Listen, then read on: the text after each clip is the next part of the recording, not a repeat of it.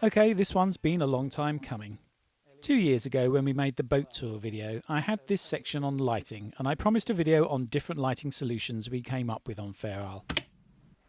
So with all the coach roof lights off, you just get a much softer feel. I've got LED bulbs in these as well, so it's not an issue with the draw, but these are also LEDs, easy to wire in. I'll probably do a video on this, as I say, as well. But it's controllable as well because you've got then the remote, so you can turn them off and on. You can have different colours if you want to, and if you really feel like it, you can go for the full Monty disco effect.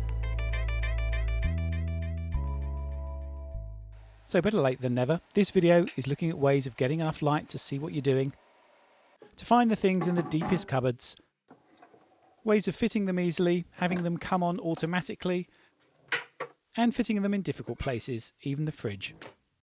And yes, getting away from the harsh cabin top lights that shine in your eyes and get you climbing over everything to turn off and on for something softer and much more controllable, with a remote that means you can do it all while sat at the saloon table.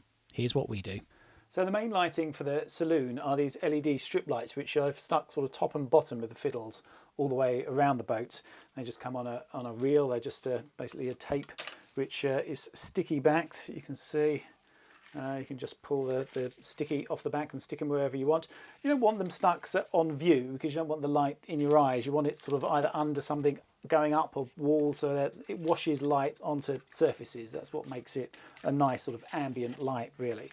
And I can show you on here because I've got to replace one. This one here, you can see it gets to there and then stops because it's obviously got a little bit of damage on it, a little nick in it or something when we've been cleaning. And if you leave the portholes open, they get salt water on them, which will then completely do it in. They're supposed to be waterproof, but nothing's going to last forever. This one's lasted 3 years. Still got the ones underneath going strong. They've been on there for 3.5 years. Got one outside as well. I've replaced that once. That's been there 4 years. So yeah, I mean they do okay, but they're cheap enough. I mean they're cheap as chips. 10 quid I think for this, and this is a reel of 2. I basically try and get them now. Either is a long reel because you can cut them. You can cut them in half. I get 6 meters. You cut it in half, and I've got 2 spare 3 meters then because I don't need all the peripheries. You get the all the other bits and pieces in with it, which I've already got. I don't need them. I just need this really. So yeah, I get the longer lengths and cut them. You can see there's a little scissor mark on there, so that's, you have to cut it at that point, nowhere else, or as you will destroy it if you do that. So this is 3 meters long, and my length here is just under, so there'll be just a little bit I'll cut off the end to make that one fit, and we can stick it in here. And I don't need to fit the boxes to just be a spare now that I've got, because that's already in, and it's fine. It's under here, and you can see the little bit that's sticking out there. That's that, which is the only bit that's got to be on view. You can hide this away, the control box somewhere, but this little bit just has to stick out somewhere because that's the receiver for the infrared. So when you point this at it, it's got to turn on and off. I've got them in 4 corners of the boat, so I know which one I'm turning off. If they're in the same place, obviously you're going to be turning all on and all off at once. You need to separate them if you're doing that. So yeah, that's what I'll do now. It's a simple matter of just pulling this one off, giving it a bit of a clean in there, letting it dry, then I will stick the new one on, plug it in, job done. Very easy. The strips have a connector at either end. That's why you can cut them and use both ends. There's usually a cut point every 3 or 4 inches, so you can get them to the length you want.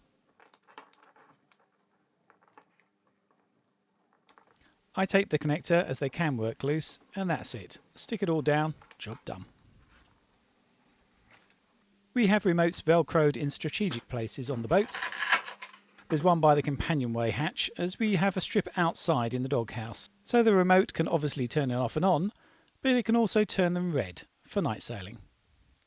In fact, you can have them any colour, and crucially, you can dim them right down. We find our other red lights too bright offshore. So as well as decent ambient lighting, you want to get your lighting in the cupboards sorted because you don't want to spend the whole time searching around with a torch. So I've got about 3 different types here. The first one I put in was this is a wired one, and this has a remote as well. So it's for all the cupboards here, and basically it can just light up everything that you need to find. It was really difficult before to find things in there, and this makes it really easy. So this is like the remote for that, but it's an RF one, a radio frequency one, so it can actually be hidden well away in there. It doesn't have to be in line of sight, so you just push the button and that comes on, but you can only have one of those because it'll switch everything on at once. And the other things that you saw in the other cupboards, I've got two different types really. You know, these are all charged with a little mini USB. That's what you want. You don't want to have stuff that's got batteries, that's using, you know, AAA's and things. I think the first one I got just had that, and then, you know, you're just forever buying batteries. It costs you a fortune and they're just a pain.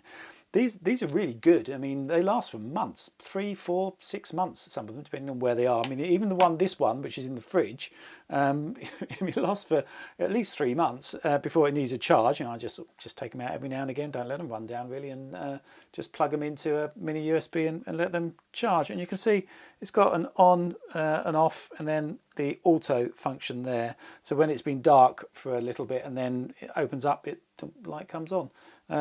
And they're great. I've only had one die on me so far, and as you see, I've got them in pretty much everywhere. And of course, they're really easy. I mean, this I had to light the whole of that, so I thought, oh well, I'll wire some in. It was easy enough, but to go around all the cupboards around the boat would be a hell of a lot of wiring. So it's much easier with these, and you know, does the job really nicely. Finally then, one last thing that I've only just fitted actually, went up yesterday.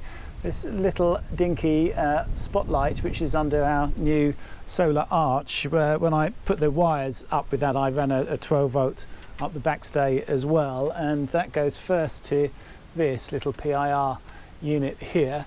So obviously it only work when it's dark, but it'll sense any motion out the back there, so when you're coming back to the boat after a night out, it'll light your way coming back up the ladder. And also if you've got the dinghy tied at the back there, it's a good security thing. So I'll test it out when it gets dark. Moment of truth. It works. Hope you found some of these ideas useful. Please do remember to like and subscribe. It costs you nothing and helps us with YouTube. And of course you can become an honorary member of our crew on Patreon. Thanks for watching.